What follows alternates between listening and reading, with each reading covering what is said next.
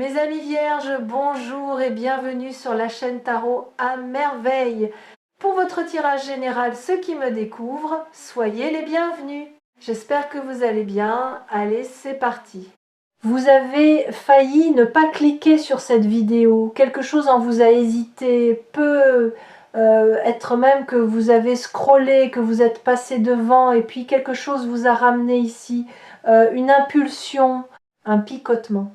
Ce genre de sensation qu'on ne peut pas expliquer avec la logique, mais qu'on reconnaît avec le cœur.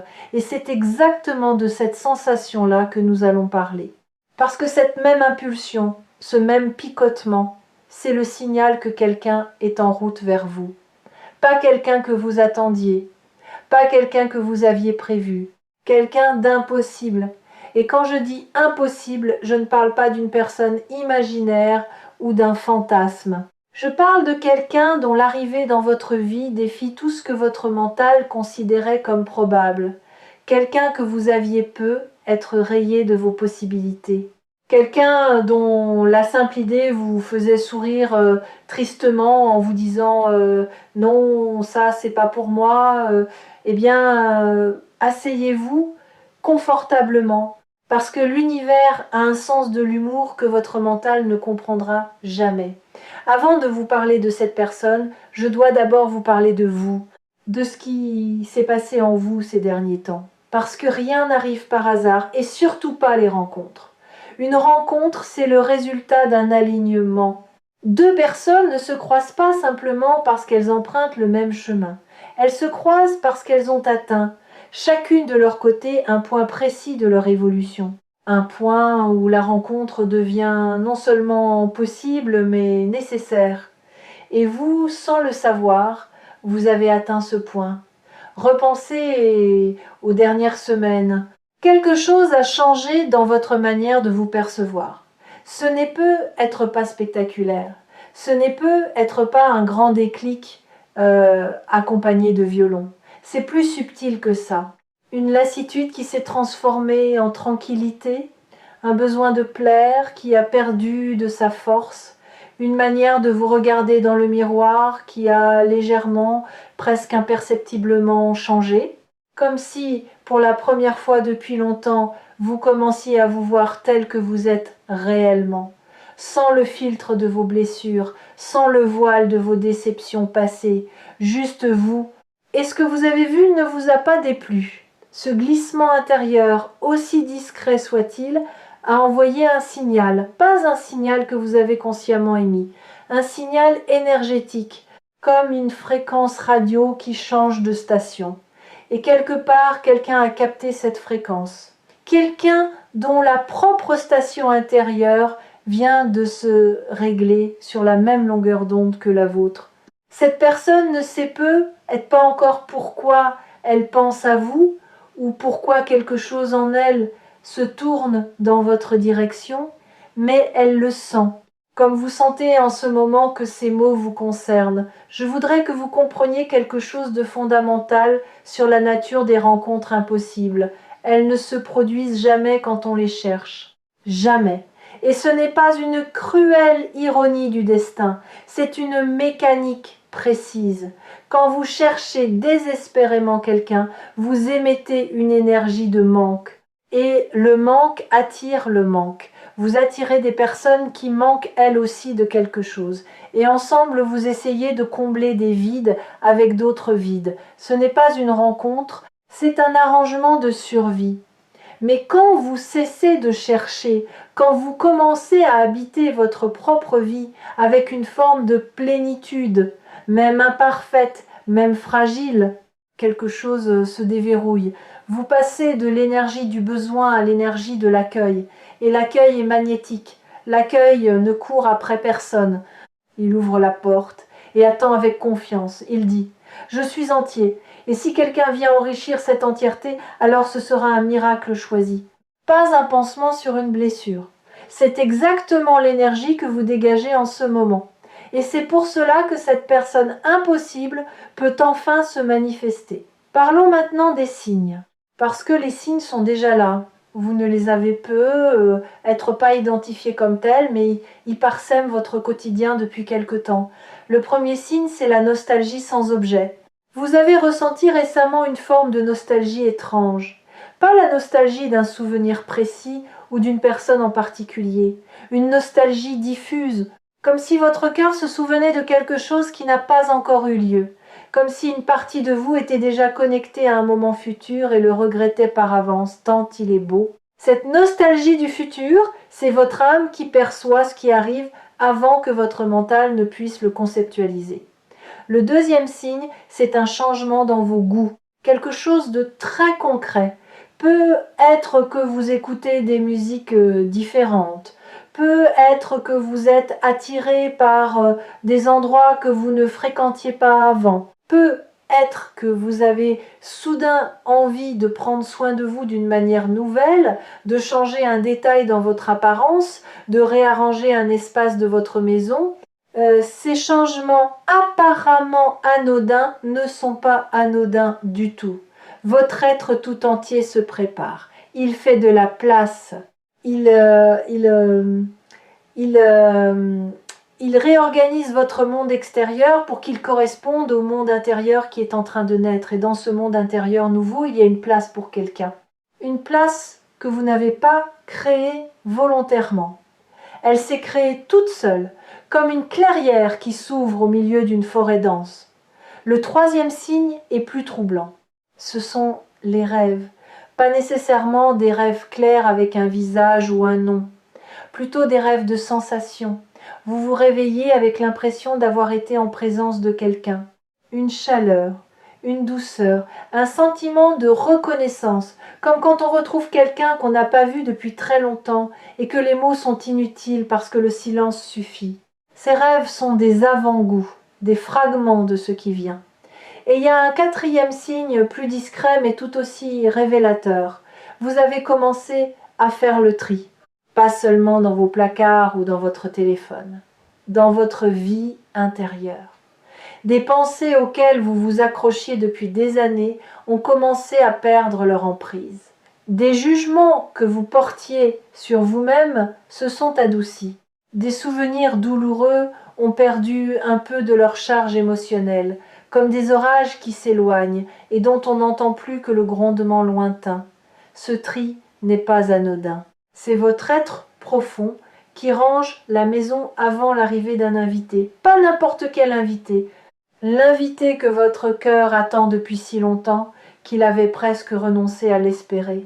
Cinquième signe, et celui-ci est particulier, vous ressentez par moments une joie inexplicable.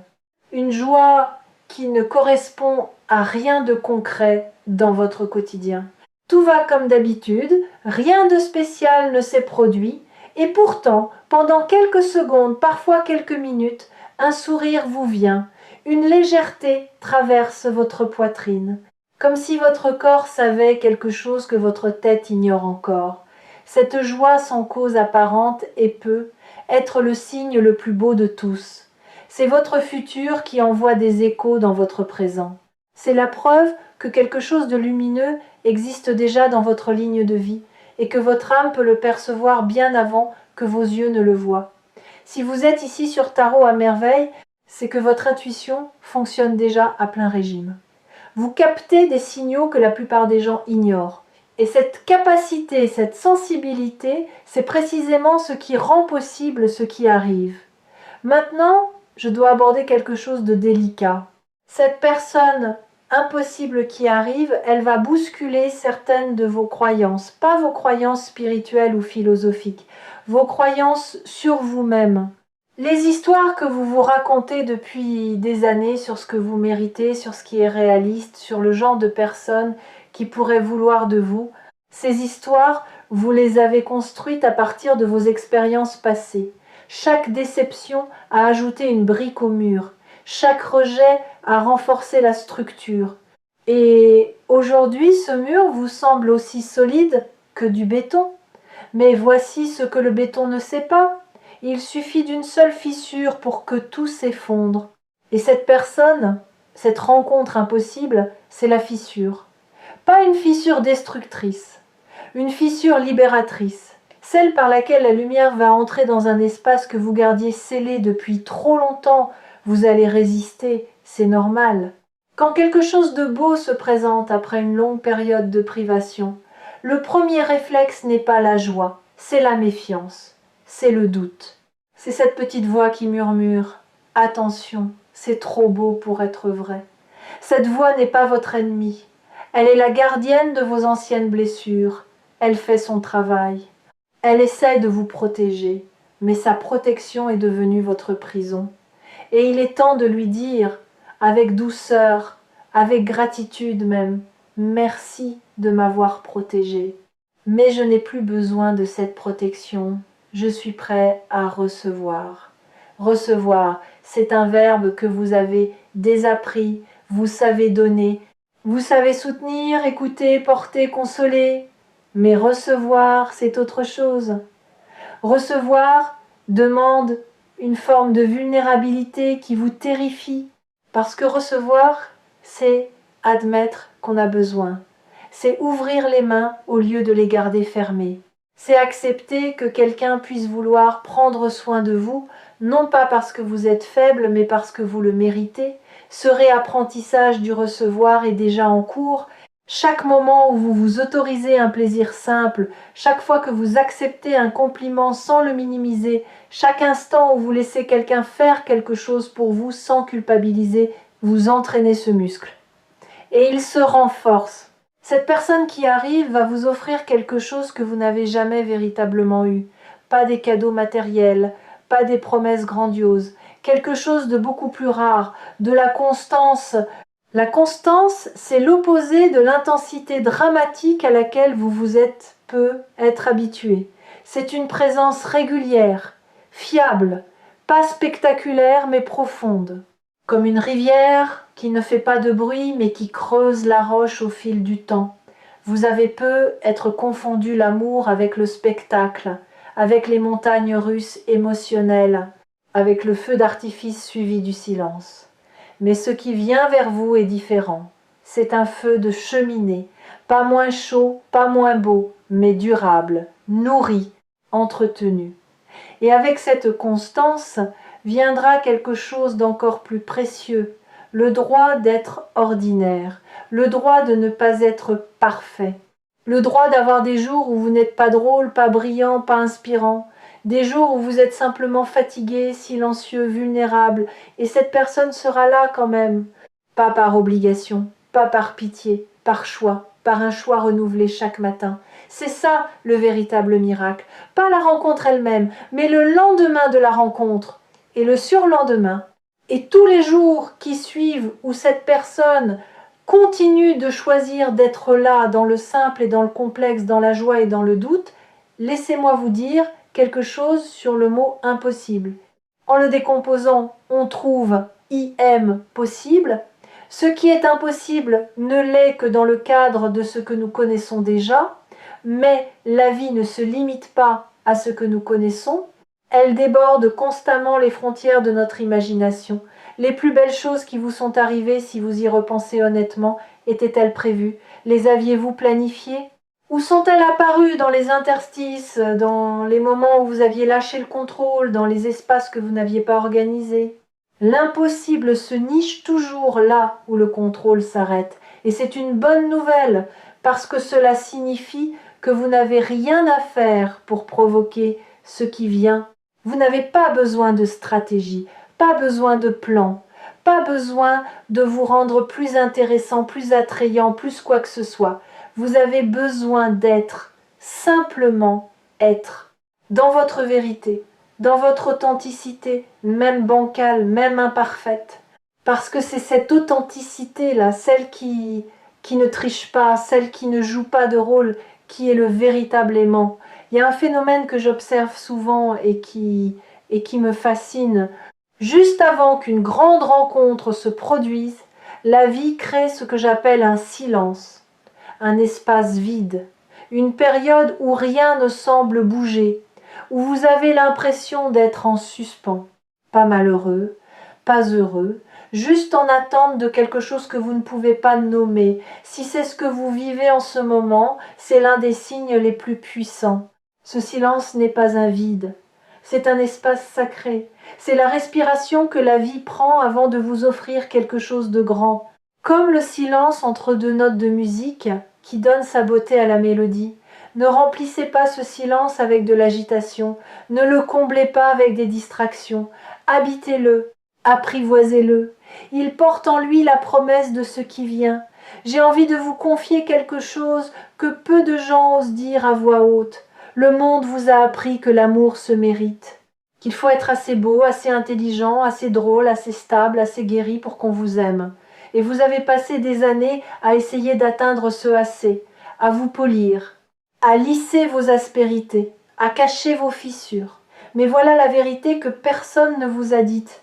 Les gens les plus aimés ne sont pas les plus parfaits, ce sont les plus vrais. Ce sont ceux qui osent montrer leurs failles sans s'excuser d'en avoir, ceux dont le rire est parfois trop fort, dont les émotions débordent parfois, dont les mains tremblent parfois. L'amour ne cherche pas la perfection, l'amour cherche la résonance. Et votre fréquence, en ce moment, résonne avec une clarté qui attire vers vous exactement ce dont votre âme a faim. Vous vous demandez peu, être à quoi ressemblera cette rencontre? Comment elle se produira? Dans quelles circonstances? Et c'est naturel de se poser ces questions, mais je vais vous inviter à les laisser de côté.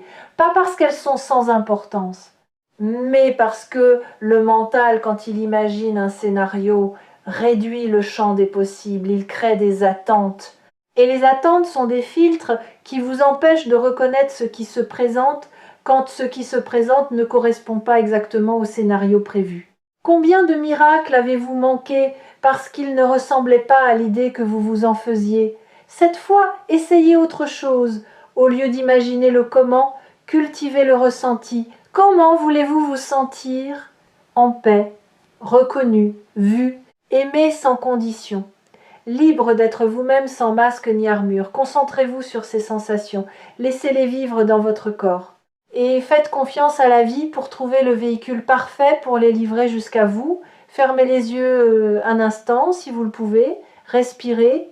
Et dans cette respiration, permettez-vous de ressentir la gratitude pour ce qui n'est pas encore arrivé. C'est un acte de foi puissant. Remercier pour quelque chose qui n'existe pas encore dans votre réalité tangible, c'est envoyer un message clair à l'univers. Je crois en toi, je fais confiance au timing.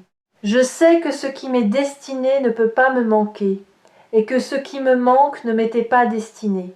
Cette foi n'est pas de la naïveté.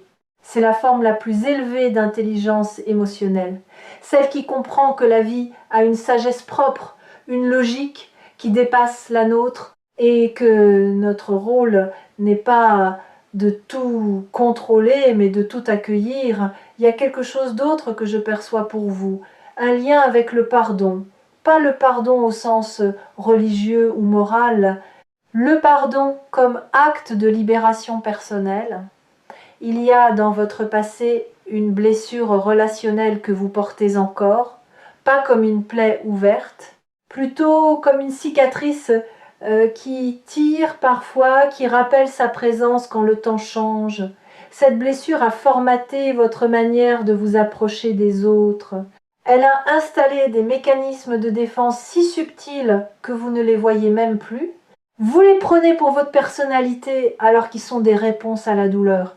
Pour que cette personne impossible puisse véritablement entrer dans votre vie, il faut assouplir ces mécanismes. Pas les supprimer d'un coup, les assouplir, les rendre flexibles, comme on étire un muscle raide le matin. Et la clé de cet assouplissement, c'est de reconnaître que la personne qui vous a blessé n'est pas la personne qui arrive, ce sont deux êtres distincts, deux histoires différentes, deux énergies qui n'ont rien en commun. Si vous accueillez la nouvelle personne à travers le filtre de l'ancienne blessure, vous ne verrez pas qui elle est, vous verrez un fantôme. Et on ne peut pas construire avec un fantôme. Le pardon ici n'est pas pour l'autre, il est pour vous. Il est le geste qui dit « Je refuse que mon passé dicte mon avenir.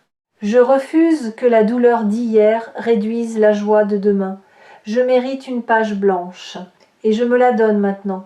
Ce qui rend cette rencontre véritablement miraculeuse, ce n'est pas la personne elle-même, c'est ce qu'elle va déclencher en vous.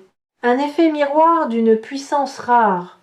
Cette personne va vous montrer par sa simple présence des aspects de vous-même que vous aviez oubliés ou reniés, des qualités que vous aviez enterrées sous des couches de prudence, de la tendresse que vous aviez durcie pour vous protéger, de l'espièglerie que vous aviez étouffée pour paraître sérieux, de la passion que vous aviez mise en sourdine pour ne pas déranger. En sa présence, ces parts de vous vont refaire surface, naturellement, sans effort, comme des fleurs qui s'ouvrent quand le soleil revient. Et vous allez vous redécouvrir, vous allez vous dire « Tiens, j'avais oublié que je pouvais rire comme ça. J'avais oublié que je pouvais être aussi léger. J'avais oublié que la vie pouvait avoir ce goût-là. » Et savez-vous ce qui va se passer ensuite? Les gens autour de vous vont le remarquer. Pas parce que vous leur direz quoi que ce soit, mais parce que la lumière se voit. Quand quelqu'un retrouve une part de lui-même qu'il avait perdue, ça se lit dans ses yeux, ça s'entend dans sa voix, ça se ressent dans l'énergie qu'il dégage quand il entre dans une pièce. Certains seront heureux pour vous, d'autres seront déstabilisés, parce que votre transformation leur renvoie un miroir sur ce qu'ils n'osent pas encore faire dans leur propre vie. Ne vous laissez pas freiner par leurs réactions. Votre chemin n'a pas besoin de la permission des autres, il a besoin de votre fidélité à vous-même, à votre vérité, à ce mouvement intérieur qui vous pousse vers l'avant même quand le monde vous invite à rester sur place. Ce n'est pas cette personne qui vous rendra heureux, c'est la version de vous qu'elle éveille qui porte ce bonheur. La nuance est essentielle. Le bonheur ne vient jamais de l'extérieur.